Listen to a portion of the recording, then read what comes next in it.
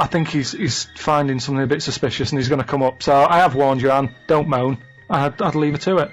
And then if you turn up again, I'd go and have a look. Well, no, because then you'll still get done. I won't get done. You've harboured her now. You're in trouble. So either go through with it and protect her, or stitch her up and get yourself out of. What are you going to do? I'd say, right, Anne, listen. Go on. You've had one conversation. She's not listening to you. She's busy. She's writing. Anne. How are you getting up there? It's just a little, what's it, ladder? What are they called? A loft ladder. Yeah, a loft ladder thing. I okay. go up there, give it a bang. Right. Hang on a minute, she says, stop her writing. What do you want? Well, what? Oh, your dad goes, Carl, what are you doing? I go, I'm talking to Anne. Who? Anne Frank. Who's Anne Frank? The woman in the loft. Well, what? Well, you're not harbouring Jewish people, are you? I don't know what she is. She's just up there all the time. What? I didn't know she was Jewish. Yeah, I wouldn't know she was Jewish, and I'd just she'd just be there. I'm talking about my mum and it's my mum and dad's house. Yeah. I'm younger. Yeah. There's a woman in the loft. It's just the norm. Right. It's just the norm. Right. Well, it must have been with all the Jewish people about. How's she getting Everyone must fed? have had a Jew in the loft. Who's? But Is it like getting it lagged? Yeah. What's interesting though is that you've deliberately massaged this now to absolve yourself of responsibility. Suddenly you've made yourself a kid and it's not your responsibility. Yeah. We are asking you, the adult Carl They all Pilkington. said that. Adult Carl Pilkington, are you willing to put your neck on the line? And you're Right. not. You're a... Suzanne brings home someone and go, right, they're being persecuted, they're after, right? The mob. Okay, forget not that's right. Someone's after, right? They've just put out, I said, look, we've got to hide her. If they find her, they kill all three of us. Right, can we hide her here, Carl? Otherwise she's got nowhere to go. Let's at least take the risk. Well, let's set some rules. Go on then. Right. How long are you going to be in the loft for? It might be a year. It's a long time that. I know, but quick, they're where coming, have you been? Quick, in here, right? Right, Carl, do you answer the door and go, she's in here, boys, or do you go, Just no, stick she's her in not. the loft a minute. Okay, she's in the loft, okay. Hello. Hi, I'm gonna kill you and your girlfriend, okay, unless you tell me now, Yeah. is there someone in your loft, yes or no? Not that I know of. I'm gonna check in a minute. Wait a minute, what do you mean not that you... I'm another one. Okay. When you say not that you know of, I am going to go and check in the loft. Are you happy for me to check in the I loft? can't stop you, can I? Oh, whoa, we want a yes or no, son. Right. Well, what if I said no? What would happen? Well, we Well, would then storm in, and if we found anyone up there, we would presume you knew they were up there, and we would shoot you. Seems a bit unreasonable. So what I'd say is, it's weird you mentioned that, because there has been a bit of banging about in the loft, but I think it's coming from next doors. Have you been next door yet? No, we haven't. You got to go around there. Alright, mate. Cheers, mate. No problem. Right, shut the door. And then that'd be that. I mean, it's, Well, it seems they quite make it simple, seem, actually. they make it seem worse back then, but that's what age does to things, isn't it? People add bits on and all that. So And what do you think? take What do it you think back- the close to truth to the story is? I It's mean, just you've a done no woman. research, Just yeah. a woman. She did a diary and she bummed about in people's lofts without paying for stuff. It's like what do you call them? What do you call them when you get people living in houses? Squatters. Yeah, she's basically just a squatter with a diary. Unbelievable. That is the worst Ill-informed thing I've ever I heard have you say. ever heard anyone say. Unbelievable.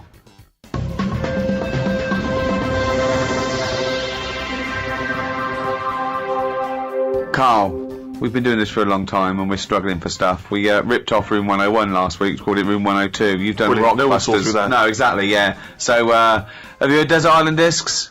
Yeah. Good, let's do that. Right, forget the 8 records, we Well, hang can't on, play them for- anyway. We can't play them anyway. I know, but for people who are listening in other countries, they may not be familiar with those island discs. Oh, it's a program. It's a real national institution here. They get prime ministers and leaders of men and really eminent people to go on, and you talk about your life and you choose your 8 favourite tunes.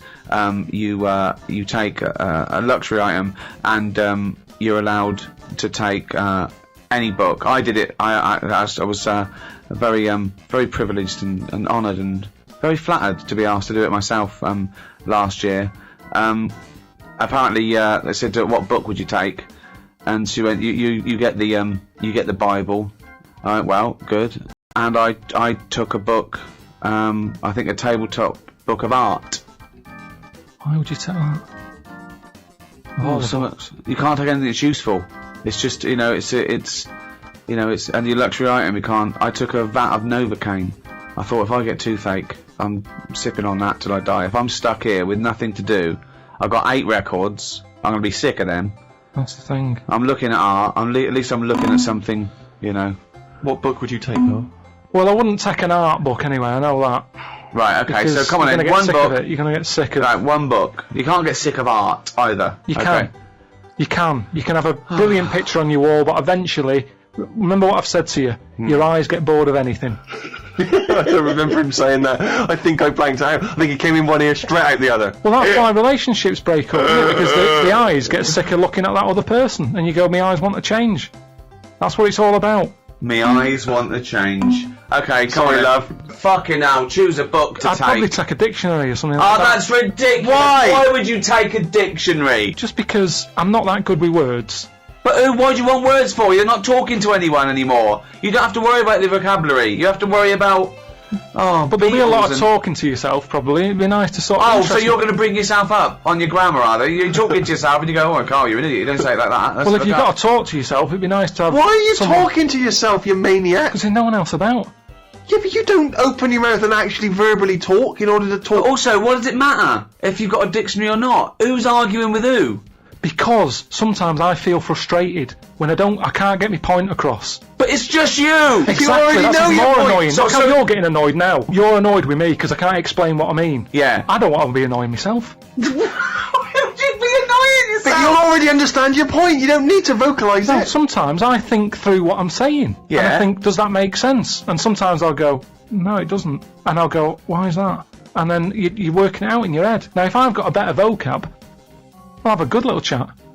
Have a good little chat with yourself Carl, you already on a understand. desert island. You've got there, you're not reading the Bible, you get a dictionary out. So you get a better vocab so you can have a decent chat with yourself. What are you saying? It becomes a point, if you're not keeping yourself interested in anything, your brain's going to turn to mush. Now, I know how you feel. I'm teaching my brain stuff, keeping it active. The only thing you've got on that island is your imagination and your thoughts. Now, if you can make those imaginations and thoughts better, which you do with language, you're going to have a better time, aren't you? Well, no, a thought is never restricted in your own brain by vocabulary, is it? Of course it is. No, Well, no, if you've had the thought, you've had the thought. You don't go, hold on, I'd have a thought here, but I can't think of the word. You don't think in language in that same way, do you? Really, you think more conceptually. When someone came up, guess what? I've just found the cure for... Oh, I can't think of the word. Forget it, I won't I've be just sticking worked around. out the cure for I can't think of the word. Let's look it up. What is it? Cancer. No, but just to think, language is a powerful thing, isn't it? Yeah. Oh, he's run out of words.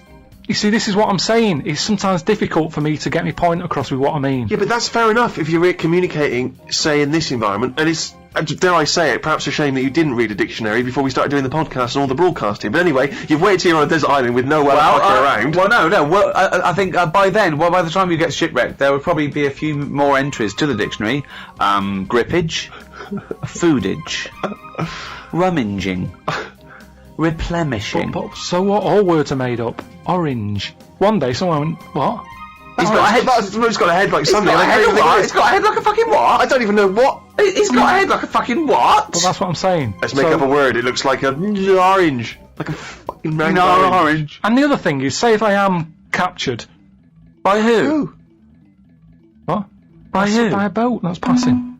Well, you Captured? captured. You mean saved? Alright, saved then, yeah. Okay. If I'm there you go again, you see. I went for captured instead of saved. You're captured But by you're some not pirates. talking to anyone, Carl, in your head. It didn't matter. You knew what you meant. When you sat there on that desert island, you thought, oh, if I'm captured by a boat. They didn't come over and go, hi, Carl, we've come to save you. You wouldn't go, well, no, I don't want saving, I want capturing. I go, right, sorry, wait for the next boat. It didn't matter. You knew what you meant. You'd go, help, and you'd get on the boat. Do you think in words that you don't use? Unless you're specifically thinking about something you're going to say, maybe because we're doing some writing or whatever, we're not thinking in words, are you? You don't wander around thinking, today I feel so, I don't know what the word is. Extravagant. You just feel, you experience, You think you're not thinking logically about words and sentence structure and all those other things. That's not how you operate. So if you're on a desert island having these arguments with yourself, unless you're schizophrenic, you've only got yourself for company. Yes, but if you bore yourself, what's the point? What is the point? Seriously. But how are you gonna? What? So you think you're gonna read that dictionary and you're gonna be better company because you're gonna be impressing yourself with longer words? You're gonna go. Well, why do people use big words? Because they can. But also to impress themselves. I bet they slip them words in. To impress themselves, to impress others. If a boat passes and they go, there's a fella over there on that island, let's go and get him. Now, the way I am at the moment, they'd go, you alright? And I'd go, you what? And they'd go, oh, don't stop. Imagine that! Whereas if I sort of say something with a big word that I can't think of right now, they'll go, oh, who's that? He sounds like he knows his stuff. Yoo-hoo! Anti-disestablishmentarianism! Get him on this boat now! We must have that wit! Alright, you get... Come through! But then I'm on the news and they go, oh, Carl, what was it like on the island? And I can start saying stuff. It was scramblerious! No, but then I think it makes it more interesting, whereas at this moment in time, I'd struggle telling them what it's like. I like the idea of you trying to educate I love yourself, the idea. but do it now! Because there's so many other books. If I'm stuck with one... Okay, the dictionary, you've got a dictionary. What's your luxury item? What's your luxury item? Quick, let's get off this island. Come on. What did you take for your luxury? A vat of Novocaine. Oh, yeah. Some Revels, a big sort of bag. Big bag of Revels. A big bag of Revels. Just for variety. But there's no variety particularly in Revels. They're all chocolate, aren't they? No, all different. You've got orange ones, you've got coffee, caramel, Malteser. That's it, that's your luxury. Sorry, is this podcast sponsored by Revels? I mean, taking Novocaine isn't great, is it? If you don't get toothache, you'll be going, why don't they bring Revels?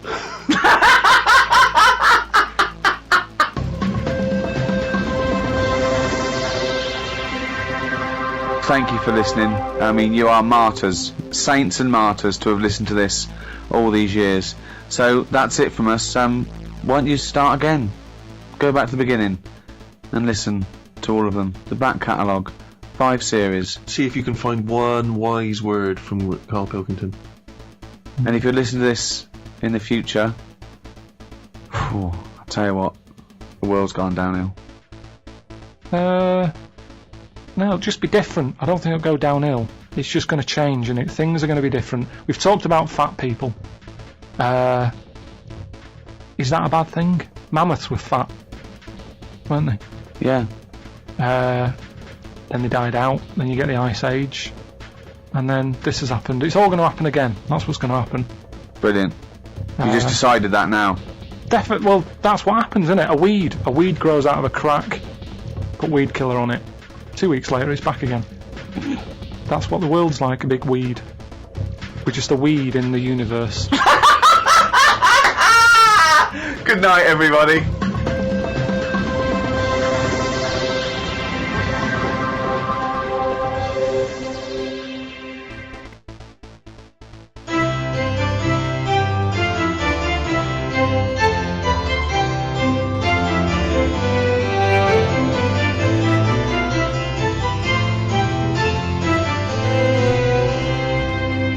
Hello, I'm Ricky Gervais. As the Canadian physician William Osler once said, the desire to take medicine is perhaps the greatest feature which distinguishes man from animals. From keyhole surgery to stem cell research, modern medicine enables the 20th century man to play God. But how did we get here? What incremental advances through the ages gave birth to the medical wonders of today? Here to discuss the history and practice of medicine are Stephen Merchant, graduate from the University of Warwick and now award-winning writer. Thank you very much indeed. And Carl Pilkington, a man with no qualifications, very little education, but who is now known the world over as a shaven chimp with a head like a fucking orange. Right. Well, there is obviously so much to discuss, Ricky. I wonder, in an effort just to provoke some initial thoughts, if I can offer another quote from the great Carl Sagan, who said, advances in medicine and agriculture have saved vastly more lives than have been lost in all the wars in history. So quite a... Yeah, just shows they shouldn't really worry about war. What do you mean? Not a big problem, is it? Obviously. So that's a good point there, Carl. War's not as bad as a lot of people make out. What do you think, Carl? Overrated? Too much fuss about all? Well, I don't know anyone who's died in a war, but I know loads of people who have died from, cancer and what have you. So is that going on Carl's quote? Does that work? Is he right? What did he say? Good, well, we're off to a fascinating start. I think it's probably best, Rick, if we return to the very beginning of time, the dawn of man, because of course even in primitive prehistoric ages medicine was practiced in some ways from the research people have done, cave paintings and the like. Carl, I wonder if you would just give us your initial thoughts on the medicine of the ancient world. You've not. You sound like you haven't studied it, or you're being. You're being modest. You're being modest. Never really thought about it. What do you think? They didn't have much. I know that Tutankhamun. Tutankhamun. He died of having a knee injury, so they didn't have that much medicine knocking about back then. Right, where do you get this information from? It sounds vague. I read it at an exhibition I went to, and did you read the whole sentence, or just... No, I just saw they had some video footage made up. It wasn't from the time, and they just sort of said this is probably what happened. Sure. Did you put the headphones on and listen, though, or do you just guess it from the pictures? I just looked because I couldn't have the headphones. Of course not. Why couldn't you have the headphones? They're expensive. How much? About £50, I think, deposit and everything. Well, you get that back though if you return them. All you have to do is take them off your head and hand them in. I don't like the idea of handing money over, because it's like when you get a flat and that, and you put a deposit in, you never get the full deposit back. I don't like deposits. Well, what do you think they're going to do? They're going to take £50 off because you put wallpaper on your headphones. No, but it's not the same, is it? Exhibition. So you're going to deprive yourself of education because you don't trust. Deprive me. I saw it. The Natural History Museum. He came off a chariot. The dangerous things. He came off a chariot. You saw that on the. How do you know he died? How could you tell from visual images that Tutankhamun died from a knee injury? It's just. Honestly, you're going to make yourself look daft here, because that's what happened. Imagine that in a room with Carl Pilkington, we make ourselves look daft. That would be incredible. So aside from Tutankhamun's knee injury, that's pretty much your grasp of the ancient world of medicine. Well, I don't know anyone else who's knocking about. Well, what about if we go back even further? What about if we go to sort of primitive man, cave-dwelling man? What do you know there of medicine in that early stage? They didn't really bother.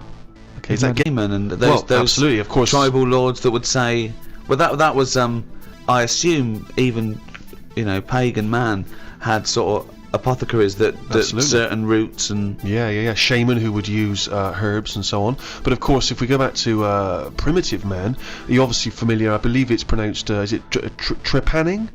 Oh, when you take the top of your head off and let out the demons. And they found various skulls from ancient man with holes bored in the top, some of which had healed over, suggesting that they had indeed drilled holes in their head, or presumably they wouldn't have had drills in that point, cracked the head, and in their thinking letting out evil spirits, and then they healed back over. So in some instances the people survived.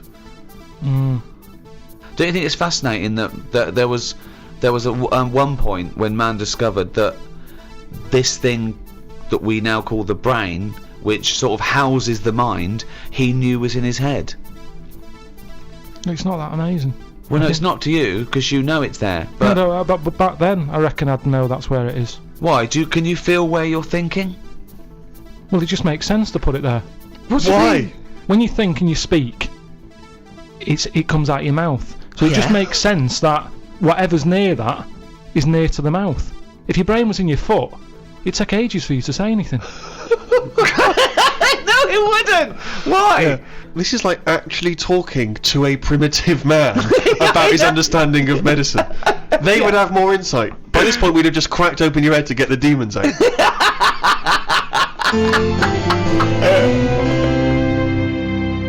Shall we move on to the ancient world in terms of Egyptians, the Greeks, the Romans, of course, because they made huge advances, particularly the Romans, who understood, of course, the importance of sanitation. Famously their streets were clean. Yeah. Don't you think that if we hadn't have cleaned up as much, that, I don't know, we'd be stronger? What?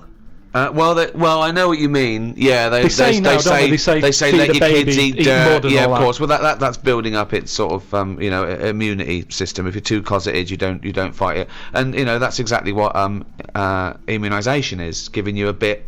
Yeah, but of it's the gone disease. mental now. Whenever a baby's born, he's drugged out of its eyeballs. It's only do you about a mean? week old. They're giving it all sorts of shots. Like what? Loads of stuff for whooping cough. Yeah, you don't want whooping sugar cough. lumps. Tutankhamun could have died of whooping No, cough. but did you give it loads of stuff, and now it's like I don't know. It's making us weak. Yeah.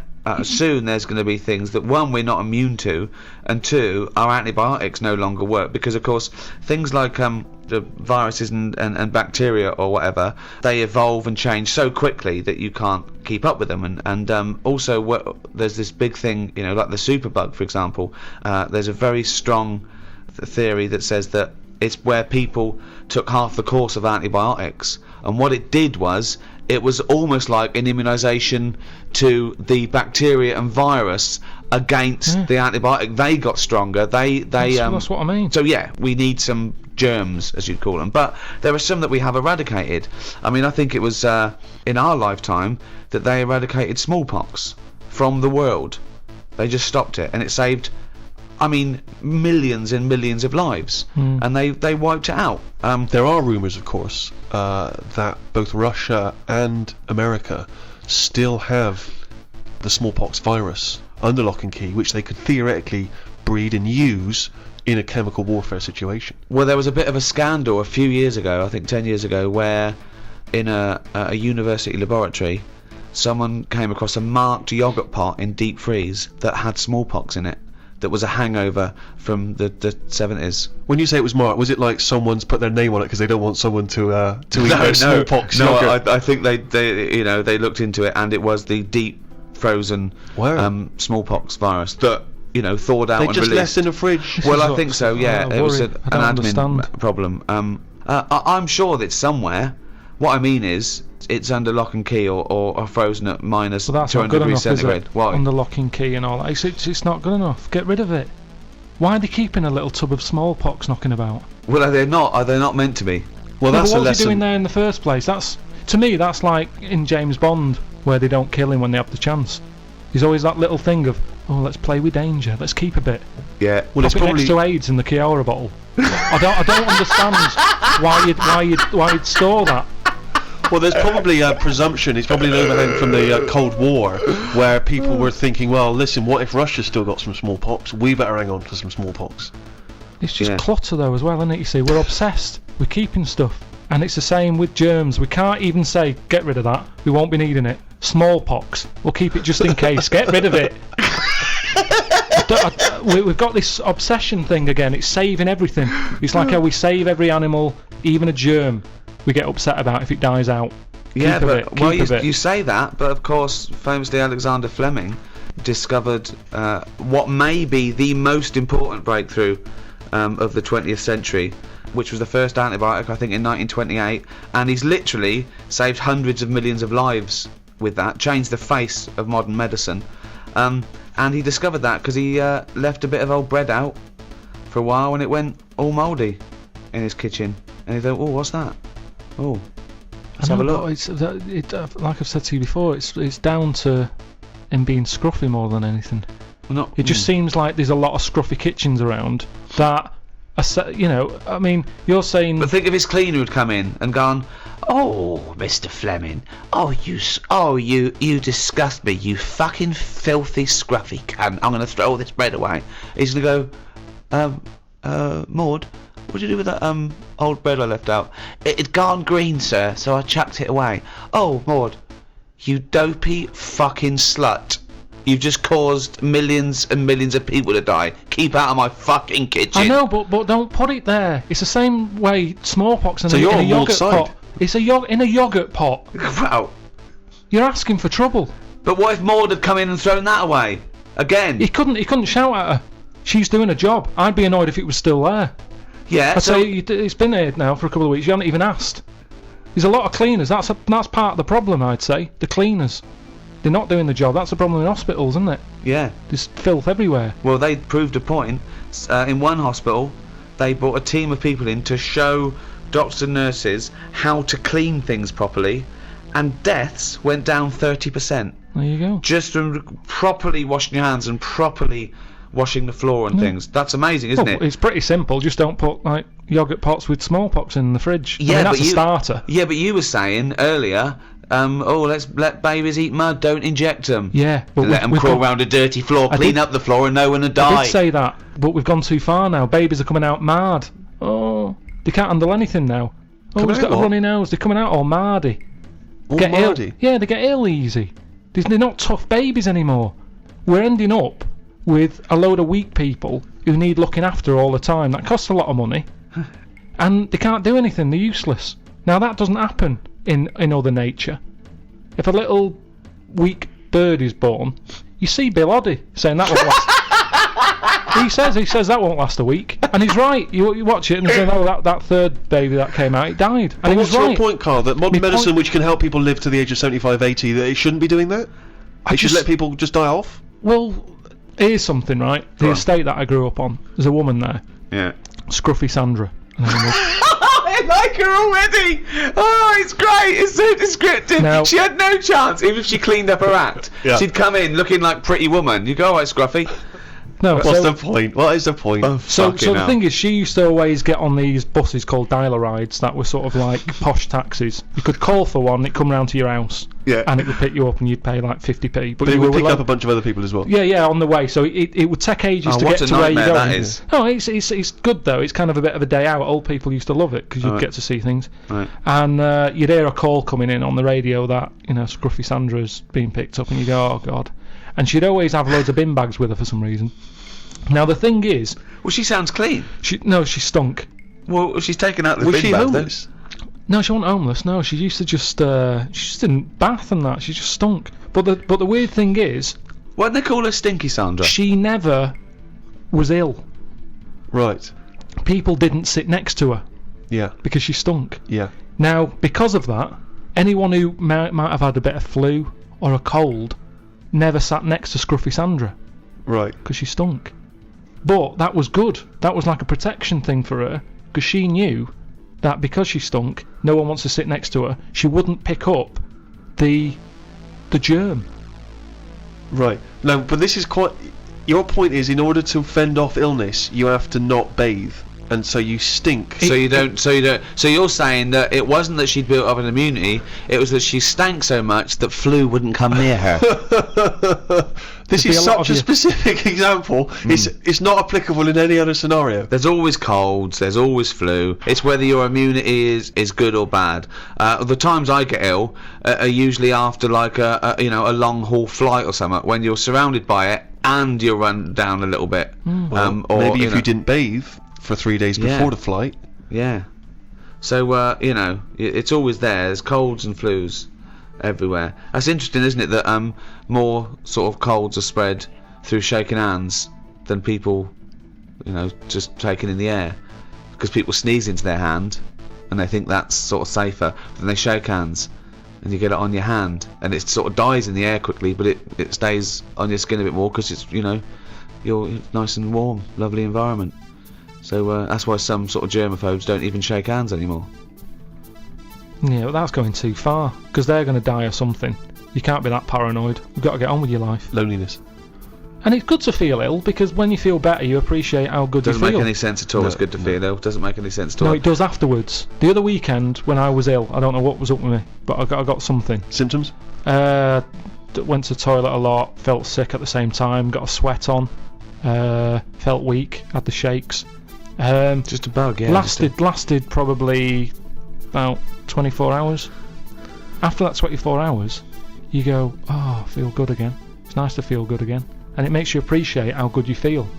Now, sometimes I don't know if I feel well. It doesn't make any sense at all either. What do you mean, sometimes you don't know whether you feel well? Because I've been in my body for years. Here he goes again. Go on, yeah. Here he goes again. Now, the two minds. If there was some sort of kit that the doctor said, how are you feeling, Mr. Pilkington? And I go, oh, I think I feel alright. And they go, well, do you? I don't know. And they go, well, step into the machine, right?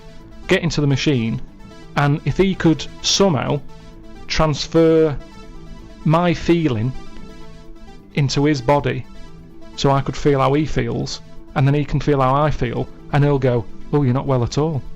Your heartbeat's irregular for a start. You're a maniac. This is... I No. don't know what's going on here. Because- Why don't you you just get used- accept that if you feel well, you know... Because you don't know if you Hang feel on, let's well. get this machine built. Sorry, why are people bothering studying AIDS? We got to get this machine built. Listen, this machine could do a lot of good if they could do it. Why? Because some people, you hear about people who go, oh, I think I've got a bit of wind. Before you know it, they drop down dead. Right? Because Right. they didn't know. They just, well, didn't Mr. Jones have a sweat on Mrs. Jones before? Oh yeah, he did, but he always had a sweat on. Well, didn't it bother him? No, he was used to it. Happened for years. Why didn't you come in? Oh, So, he and felt what would the alright. machine do again? The machine would make my doctor Yeah. feel like me. He'd be sat there and he'd go, Sorry, Oh. who's saying to Mrs. Jones, didn't Mr. Jones have a sweat on? the doctor. To say, well, No. look at that. No, he didn't. He asked He's not a Mrs. very good Jones. doctor, though, is he? He's not a very good doctor, then. Yeah, but this is the problem now, isn't it? Right, so Because there's too Mr. many ill Jones went to the people. doctor and said, oh, I've got a sweat on, right? Right, so he'd go, well, I'll tell you what, get in the machine. So Mr. Jones gets in the machine. Yeah. The doctor hits the button. Mr. Jones gets into the doctor. The doctor Right. goes, you have got a sweat on. I'm familiar with this because I had a fella in the other day with a similar thing. Take 3 of these. You are a mental case. I don't know what this is. Because- But why can't what- the what is doctor this- make that observation like a doctor Yeah, does? Why what can't is the this- doctor, using his knowledge, observe the I person tell with you the sweat why. on? I tell you This is why. like a scene from Ghost. This is like Right. Patrick Swayze. Listen, do you know that time when I went to the doctors and he said my nerves are too short? That doesn't make any sense at No, all. no, Well, what listen, that was. I've told you about it. I don't want to go through it again. But he looked at my legs and stretched them and that. He said, "Yeah, it's the old short nerves problem." Now, The old fate, the short nerves that from- took like 3 visits before he worked that out. Right. But how would he be able... Just because if he was feeling how you were feeling, I wouldn't help him identify it, Yeah, would it? you're there in your body and you're not going, bloody hell, my nerves are a bit short. Doctor, you go into the doctor, okay, and we're just going to place Pilkington with Right. I'll tell you the Pilkington's in me. problem. Oh, my nerves are too short. When my nerves were short, Are they not short already? Have they extended since then? well, I just have to do stretches and it's pull them about. Right. But when I had that, I'm not very good with words. Go on. So when I was going in saying, "Doctor, my knee's aching," and he'd go, "What sort of ache is it?" I don't know. Yeah. I don't know. It's just an ache. And Toothache. It's like a toothache in my no, leg. but it's different. Go It's on. a different ache. Now the thing Arseache. is, It's like an arseache. it's hard to explain an ache. So he'd Yeah. have to feel the ache, and then he could make an assumption from it. Thank you. So he would presumably go through training, going in the machine, and they'd bring in various sick people, and he would experience and feel every single ailment. Great. Yeah, but over. Doctor, I'm going to let you know now what a swift kick in the bollocks feels like, just in case you ever have to diagnose that. Oh, you God! I can't remember that one. Yeah, but Doctor, now you're going to feel a spike up the arse. it's all about. Yeah. It's, Oh, I can't remember that one. Okay. No, Doctor, couldn't I just wait until the man comes in with a spike up the arse? No, you got to tell you so you know But when I you reckon I feel could it. assess it if he's coming, he's got a spike up his arse. I'd You've be got able to to tell. experience everything before someone comes in and gets into your body like Ghost, and you'll know what it is. Hey, listen, let's not dismiss this idea out of hand, of course, because you'll famously remember, Rick, that Carl had the idea of a man who can grow backwards. So he's born as an old man, Yeah. and when he dies, he's a young baby. I think we're all looking forward to the new Brad Pitt film. That is exactly that plot. a bit strange. It's not really strange, is it? Because it's from a novel, I think written before Carl was born. That's true. That is true. Yes. Yeah, So but I actually- haven't read it. Well, so that's obvious. It's just an idea, and with all ideas comes something. Einstein said that. He said if an idea isn't Go on. Wait. Just what let did him finish. Einstein say? We've got an Einstein quote here. Yeah. This is a historic day. Carl, sorry, what were you saying? What did Albert Einstein say? he just said something along the lines of. Well, no. Give us the Come on, quote. do Give us it. the No, quote. it doesn't matter about No, how no. he worded it. It's the point in hand. Well, I think it is. I think a quote. I think like all, any sort of poetic content of anything is exactly how it's worded. So just what did Einstein It's say not at exactly? all. It's not, Wow. it is, yeah. Well, he said something along the lines of Go on. an idea. If an idea isn't daft, Oh, start again. No, come on, let's hear it. No, because he started. He he said if an idea isn't daft, it isn't worth thinking about. What? Say it again. If an idea isn't daft, it isn't worth thinking about. I can't imagine him saying No, I daft. can't. No, well, it was something like that though, meaning that every new idea seems a bit mental, Yeah, right? it's a good But point. then it leads to something. Well, I'm not sure that I no. think if we were sat with Einstein now and you'd brought up the machine that allows doctors to feel, I don't think he'd be saying we should pursue that idea. There's some ideas that go, I think the Earth might be round. Who go, oh, you idiot, it's flat. And then there's people who stand in doorways covered in crucifixes with tinfoil on their head, saying Jesus is in my cock. Yeah. But, Now he's a mentalist. yes, but what I'm saying is, wouldn't you have said it was mental years ago when someone said, I'm going to make a machine so I can look inside your head? Years on, hello, get in the machine, we've got an MRI scanner. It's the next one along. You'd go, they'd go, well, why are you looking in their head? It's where the brain is. I'll tell you what, we've got similar to it anyway, because I've read about this machine where, right, say if, put it on Steve, right? Go on. I wear a camera on my head. Right, if this is going to be I can see Steve's thoughts. No, but it's similar to that, and it works as well. So, I put a camera on Steve's head. Okay, it's changed already. Whose head's the camera on? I don't think it matters. Okay, Okay, fine. okay, well, okay, Let's okay. put Just the camera explain on it to Steve's head. Okay, right, okay, put the a camera on Steve's head. Right, What I've got on my head are some goggles. right, Over your eyes? Yeah. Okay. okay. You've got the camera. Through my goggles, I'm seeing what your camera's seeing. And where's the camera? Is it looking out from my eyes? Yeah. Right? So basically you can see what I can see. So I'm seeing what you see. But couldn't you just stand where I'm standing? Well, it's just a monitor. Well, that happens now. Yeah, we can. You No, can listen, all have the I'm same finished. monitor. Hang on. So Okay. wait.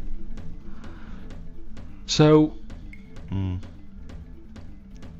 How does it work now? Hang on a Well, minute. wait. We're Hang all, on a minute. you're, this is you're at the Royal College of Surgeons. You're presenting this idea now. Everyone in the world is sat down here. The eminent scientists are going, can't believe Donovan is a genius. He's got an idea for cameras and goggles. No, you're saying it already exists. This has just come out the other week. Oh, okay. Put a camera on Steve's eyes. He sees through the camera. What I've do you got mean? the goggles Why on. is he seeing through a camera? I don't know what you mean. He's just got it's Wherever he looks, the camera's looking. Okay, so it's a camera, right? Okay, It's yeah. a camera on his head. He's not seeing through it. It's just seeing what he sees because it's pointing in exactly the same direction as his Yeah, eyes. if he turns his head to the right, Yeah, I exactly. will see. So it's monitored to you. So you're looking at a monitor, really. Right. So one of the simplest ideas, but it's taken us 20 minutes to explain it. Yeah. Okay, go on. Right. So it's the same as a cameraman pointing the camera anywhere. We're watching the telly. We're seeing what the cameraman sees, basically. Go on then. but it's not like You've that. just invented television. Well done. Okay, right. So I've got the camera on my head. It's seeing what I'm seeing. Go. Right. You've got goggles on your eyes. I've got goggles on. If you turn right, I feel like I'm turning right. Okay. Now my Yeah. brain gets Yeah. to a point that if you wear it for long enough, that brain thinks it's you. Because what happens What? is, because the brain's being kidded. At the end of the day, my brain thinks it's seen everything because my eyes are looking at stuff. Yeah, no, that's true. But it doesn't think I'm Steve Merchant. It experienced what Steve's seeing. It's like a virtual reality. No, but that's the weird thing. If you wear it for long enough, the brain's sort of seeing it like Steve's arm go up to his head and scratch it, and it gets to a point where the brain feels a scratch, even though it's not scratching my head. So they're saying this is like you're kidding your brain, basically. I can see kick how your that would brain. work. I But see you're how not. that You would work. don't. You're not going to believe that you're me. No, you're not not believing going to you're Steve start Merchant. experiencing life as I experience it. No. are you? My brain would. What do you mean your brain would, but you wouldn't? Because We've I'm done this, kidding. Steve. I'm kidding the We've brain. done this. Yes, but you couldn't kid it into thinking you're me. You wouldn't forget that you're Carl wearing a contraption. But what it was saying is if someone went up to your stomach and started tickling you, my brain would look down and see that someone is tickling me. Yes. Yeah. And I'd start laughing. I can understand you. No, might you wouldn't. No, you would. Well, yeah, you might do because it might be a confusing But stimulus. yes, but the point is, there may be certain physical things which you experience through it, but you're not going to stop thinking, "Hang on, I'm Carl wearing the mask." Are No. you? But you can do that. You you're can thinking kid- you're thinking you're Carl, seeing all the things that Yeah, actually. you're going to Steve start did, yeah. having memories that you think are your. What your memories are going to change? You're not going to remember your name. You're not going to remember Suzanne's name. What were you talking about? No, but say if we did that at that event with a load of students in front of us, I'd remember that day through your eyes. Right. So I'd yeah, be living your day. But you'd also remember that's that you were your wearing a life. contraption. You Yeah. wouldn't remember it as being, "Oh, I was Steve Merchant for a day." But I Yeah, kind you'd of have different was. thoughts because you'd access. But look, Carl, listen. I sat down and we watched the same thing. We watched a bit of Brokeback Mountain, and we Yeah. all had different thoughts. Yeah, because we're all sat in different places. No, roughly speaking, we had the same experience when we were looking at the same thing. But it doesn't mean you assess it the same way, it doesn't mean you understand it the same way, and it doesn't mean you apply the knowledge in the same way. No, I understand that, but It's an interesting experiment. It is interesting. It'd be interesting to see it live. You're actually living It's a different window to the world. Well, yeah. Say if like I was a fellow with no arms and legs, but these goggles had a really long lead, and you went about living your day, and I was looking through your eyes, I could have quite an interesting life. Yes, you could, but Without you the wouldn't hassle. stop remembering that you're the person wearing the contraption. And also, But what is life? Yeah, Life but is what you experience. Yeah, but no, and- if Steve went off, but you'd know this, wouldn't you? I mean, Well, would you? If you stuck one on a baby. Well, yeah, that's different. Yeah, Well, I there mean, you go. if a baby knew no different, and those were his experience, then he would be feeling what he thought he was. Then there'd be nothing. But then, let's face it, tickling someone is the sensation. It's not the thought. It's not the concept of being No, tickled. it's not is funny. though, because if someone goes to tickle you, but they don't tickle you, you can actually laugh, can't you? Because you go, oh god, I know what the feeling's going to be like. Yes, because you've already experienced the real thing. Yeah. I still think. there's Well, something so in stop it. with that. Stop that sentence there, and you're lying. Let's go back, if we may, shall we, to just some of the extraordinary early developments in medicine. Do you mind if we Yes. go back, just get back on message? There are, of course, a number of extraordinary developments. You may obviously be aware, Carl, that the first contraceptive diaphragms, centuries ago, were citrus rinds. Half an orange rind, for instance, would be used. I mean, more selfish men turned them inside out. I believe that's also still being used in parts of Manchester. For what? An orange. Just think of your head. And it worked. Well, we don't know at this juncture. I mean, maybe. I don't It know. worked as a contraception because women went, fuck off, what are you coming to me with a fucking orange on your cock for, you dirty cunt? But it could. I mean, again, it's that thing in it of we look at it now and we laugh. But look at what's happening. People now are always trying to get us to eat more fruit. I don't know. Amazing. That's a way of getting. I thought for a minute he was going to say, I okay, know. so they start with, then they went from the orange rind to, say, a coconut shell. Yeah. That was too big, that didn't work. Run! Here Yeah. comes Coconut John! No, don't put half a pineapple on your cock, that's insane. Yeah, that's mental. And then somewhere down the line they finally got to contraception as we understand it. Is that, I thought that's where you're going, but no, something about eating oranges is healthy No, for you. what I'm saying is, if you go into any well-known supermarket and you look at, say, some young kid who's had a kid, and you look at stuff in their shopping basket, Yeah. they're not buying fruit. They're buying, burgers and chips. Turkey Twizzlers, Yeah, crisps. and all that. No, but they love having it away. Get some fruit in. So they definitely have fruit in the house, which at the moment, a lot of kids don't have fruit in their house. That's why they're eating Turkey Twizzlers. But the mum loves having it away. So she would have loads of fruit in. So if she everyone's was, happy. If The she was kids are using eating an fruit. orange for contraception, she would also be giving the kids. Well, you wouldn't waste so half it. the orange she'd give to the kids, and half the orange she'd stick up her penny. Yeah, a treat for everyone. Have a bit of fruit, and she's got what she wants. Whereas at the moment, what happens? A burger's not coming in helpful for anyone.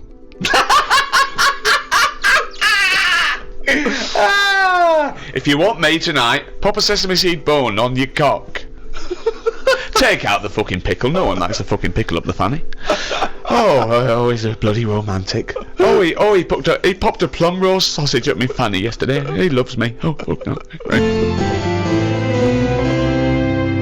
Did you know, Carl, that cataract operations on the eye were performed in India as early as 1000 BC?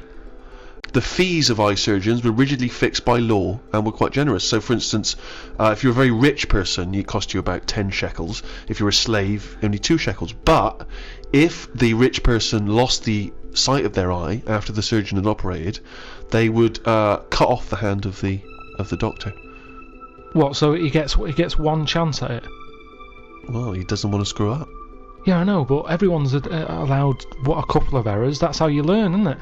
That's a stupid rule. But then again, I don't know why they'd be so worried about their eyes back then. What do you mean? Well, there was less to look at back then. What do you mean? Well, like now, I saw a fella on the tube on the way here today who was blind, proper fully on blind. Blind. Now for him, I just was like, oh, that's so depressing. Right. So much to see in the world now, loads of stuff. Right. art, buildings, and all that. Now, back then, if these people did have sight once, the pyramids, you remember it in your head, and that's enough. There wasn't loads of clutter anyway. It was all sand, so even if you fell over because you're blind, at least you landed on something soft. Whereas now, it's rubbish being blind. Stairs, loads and loads of people, loads of curbs and things. It's not a good time to be blind. So I'd prefer, if I was going to be blind, That's be blind brilliant. back when Tutankhamun was knocking That's about. a choice that people have that are blind now. No. If you're going to be blind back when Tutankhamun was knocking about. But all I'm saying is... Sorry, it Doctor, I didn't seems- realise there was a choice. it Oh seems- yeah. If you'd already told me you were going blind, I'd have said, well, let's get you back 3,000 years. It just seems a bit harsh, that's all. When someone's trying to help you and operate on your eyes, and they have a little bit of a slip up, like we all do in jobs. You have a bad day, and he has to have his hands cut off. Then who's helping him? Who puts the hand back on him? And if they don't put the hand back on him right, do they have something done to them? They're blinded. Well, it just seems Blinded, like yeah. a no-win situation. I wouldn't be a doctor, and maybe that's why there aren't enough doctors about now, because of things like that that put people off. I don't think so. Well, I wouldn't be a doctor now. Why? Look at the hassle that happens now. You're being watched all the time. You're not allowed to slip up. Right. Well, that's generally quite a good rule, isn't it, that doctors don't make Well, mistakes? no, but you've got to... I'd say at the end of the day, it's a complicated job. I'd get more annoyed when, say like the fella I've got round coming to fix my boiler. The fact he keeps having a go, he keeps charging me 80 quid, he don't really fix Is it and he still keeps not coming working? back. I haven't cut his hands off. No. He keeps coming back. Oh, I'm a bit short on money, let's go round to the Pilkington household. Charge him 80 quid again. Oh, it's Christmas, let's pop round twice. Do you know what I mean? Whereas a doctor who's trying to help people, it's a difficult job. Yeah. If he makes a mistake now and again, I think, well, it's bound to happen. It's complicated. Can't you see where I agree with you that people make mistakes, and I imagine there are good and bad doctors. They try and even that out by it being a very, very obviously stringent exam, and It's 11 years they've got to do. I read up on it. 11 years it takes to be a doctor. No, it doesn't. It does. It takes 7. No, but then they've got to be in a hospital or something for 4 years before they get to play with someone. Right. Okay. Yeah. So okay. that's ages. You're going to get bored. You're going to get bored. Well, and then when no, but that's it. They really do try and rule out, and there's still chance and mistake, and don't forget, you're given nearly impossible tasks still in medicine. Just think of the risk with transplants alone. And they're getting better and better at those, Yeah. and they're lasting longer. But the fact of the matter is, it's better to have a go, innit, than not have one. If someone said to me, it right, you need a depends. new heart, Yeah. we're going to do If it. they say you're going to die anyway, let's Yeah. try this new thing, you might as well. Have a But then whirl. there are some things that there's not worth the risk. When someone, it goes wrong, someone's facial surgery goes wrong because they wanted plumper lips or a little well, that's- nose, I've I'll got go, no you're a fucking sympathy. idiot. Yeah. Exactly, yeah.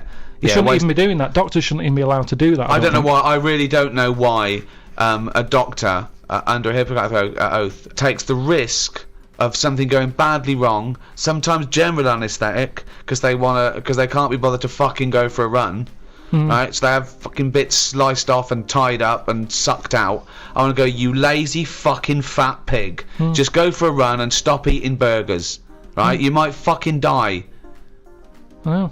Well, can I just stop you there, Rick? Because actually, if it weren't for a plump patient, the stethoscope would never have been invented. What? Because he couldn't hear. Yeah, their the person who invented the stethoscope, Dr. René Laennec, couldn't have a very fat patient come in and couldn't hear her heart through the blubber. But then that's the sign of the problem. I mean, that's the sign of the problem, isn't it?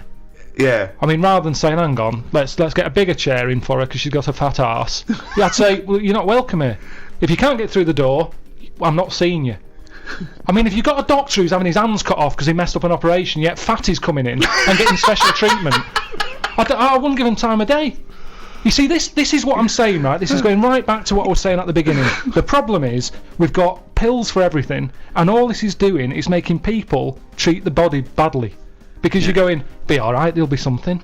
It's There'll be funny, isn't something. it, that like these tests, they go, well, let's have a look. It's what we were talking before about weighing kids. If they can't get through the door to get to school, you don't know. If they go, I'm just going to take a sample of your stool. Actually, I don't. You're too fat. Your shit's come out like tagliatelle. Your ass is too fucking fat. Stop eating, you cunt. I'm going to take a sample of your stool. What, the one you fucking broke when you sat down? I just think this is the problem.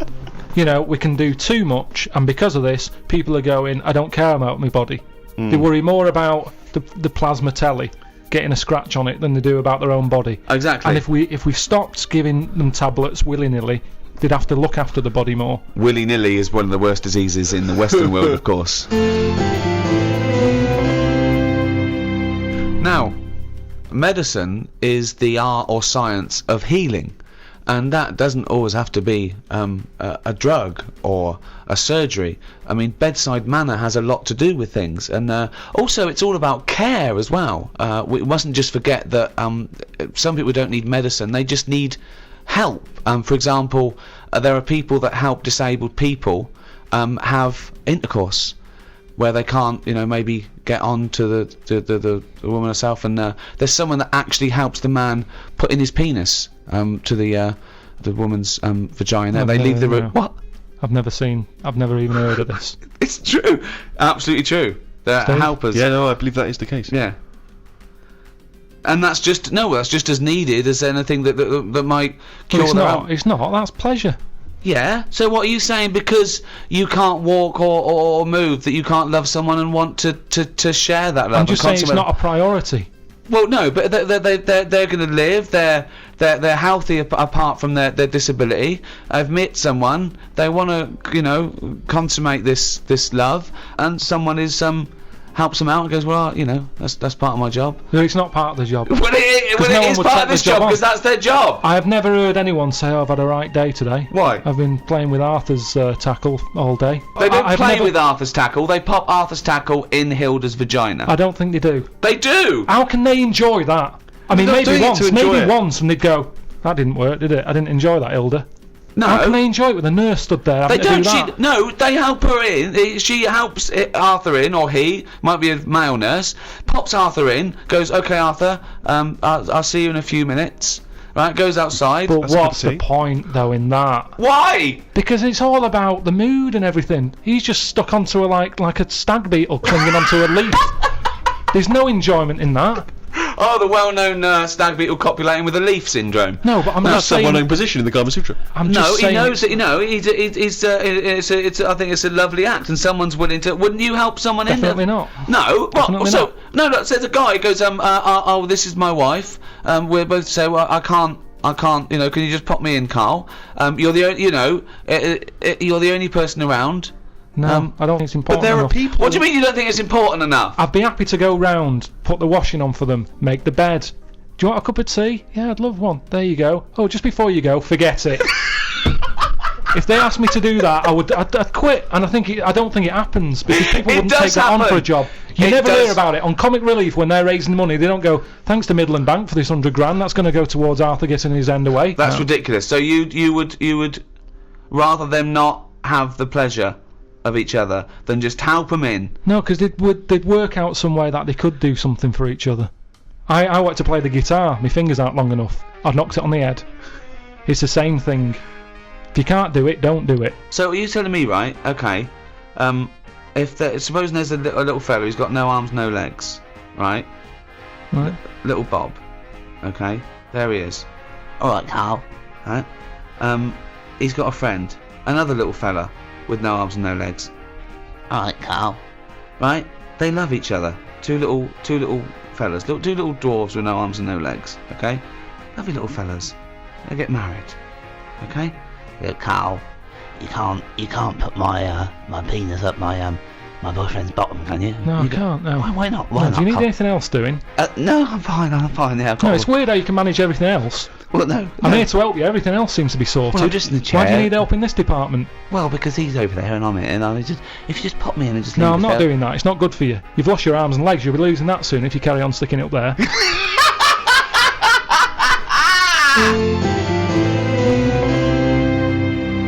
Well, after after the medical advancements of the Greeks and the Romans, of course, through the Middle Ages, particularly in Europe, we ended up going backwards, and it became, people sort of returned to superstition, started relying on that. Sanitation was poor. A lot of the amazing sanitation the Romans had built was left to ruin, and we went backwards. And really, it wasn't until the Renaissance that people like Leonardo da Vinci started to, draw pictures of the anatomy and so on. Well, putting scientific evidence and experimentation behind the theories, as opposed to someone with a big cauldron saying, if you bury a toad, your warts go away. Exactly. He looked into this and then thought, well, maybe they don't. Maybe it's a coincidence, So that's where experimentation comes. Empirical evidence, not just hope. Of course, you still couldn't experiment or dissect humans because that was frowned upon.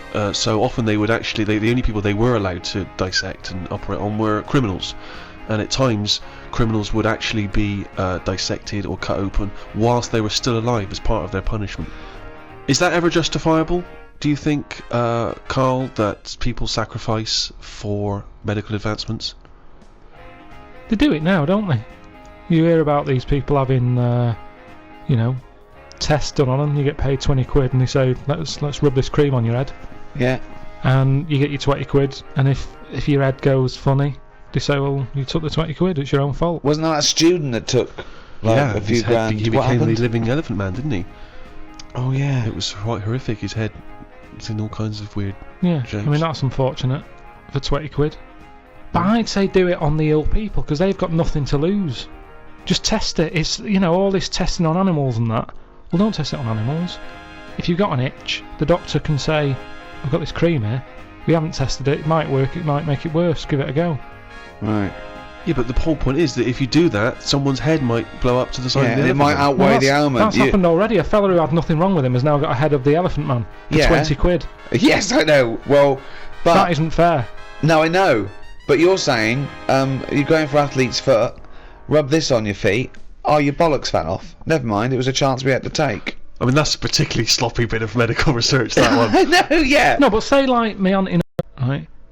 She's had tablets that haven't been tested on anyone else. They test them on Nora.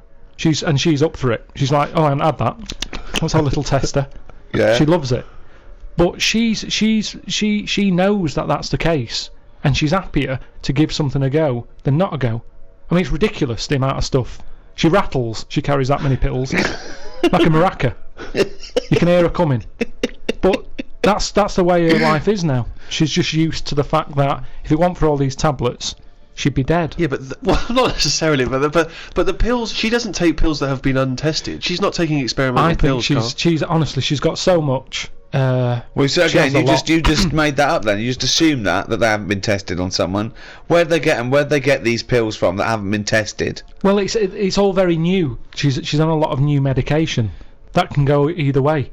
Could this be one of the reasons why she farted for 24 hours? It could have been one of the side effects. 5 minutes. Oh, 5 minutes, was it? Yeah, that's what my mum said. It's all the medication, because your body's in shock, isn't it? It's been, given all these drugs that it's not used to. Luckily, some of the pills weren't suppositories, because she'd have lost them in the great fart of 1989. I've lost all my suppositories. But that's what you do, innit? If you're in pain, and I mean, like, I don't know if I told you when I had kidney stones. I think you mentioned it. I was in agony. Yeah. And they said I was in A&E, lying on my back. Mm. And the woman at the A&E counter said to Suzanne, "Who's that over there?" And she said, "Oh, he's with me. He's in agony." So they said, "What's up with him?" I said, "Oh, it's his kidney stones again." Because this is when I went back at the night. Mm. I was like, I couldn't care that people were staring at me. I was rolling about on the floor like a dying fly on my back. I just didn't care about what was going on around me. But I was told that because it's busy, that they might have to send someone out to shove like something up my arse that would get to the pain quicker. Well, what do you mean send them out? Well, they send while you're lying on the floor in A&E, they're going to stick something in the arse. What do you mean? Oh, you mean a pill? I thought you meant to get to your kidney quicker than up your knob. No, a pill. They put it up there, and apparently it'll kick in quicker. Yeah. The tablet works quicker. Yeah. Up your arse than it does down your throat. Yeah, because it's a mucous membrane, and it's. Well, I was up for it. I just was like, whatever it takes. Now, saying that to me now. But now, hold on though, what if the doctor said, okay, I could give you this morphine, take it, it will take a few minutes to kick in, or I could rub some on my penis, I pop an orange on the end of my penis, I rub that in morphine, and I pop that out of your rectum, Mr. Pilkington. Are you in agony or not? Are you in agony? Okay, look, I'm just smearing... I'd say I'll get a second opinion. Well, no, you haven't got time. There it is. Do you want this up your arse? It's covered in morphine. He's in his private life, he's a promiscuous gay man, but in his professional life, he is a doctor with a morphine smeared penis, and he's ready for action. So, if you're, and he's willing to do that in the middle of A&E. Yeah. So he takes no pleasure from that. It's the only way. So, are you in pain? Do you want this done or not? Yes or no? He comes out into A&E reception. His trousers around his ankles. He has an erect penis. He says, "Carl, do you want me to stick this up your arse?" And your answer is yes or no. You're in terrible agony. He's wearing a condom. He smeared the condom in. I mean, it's not unprotected.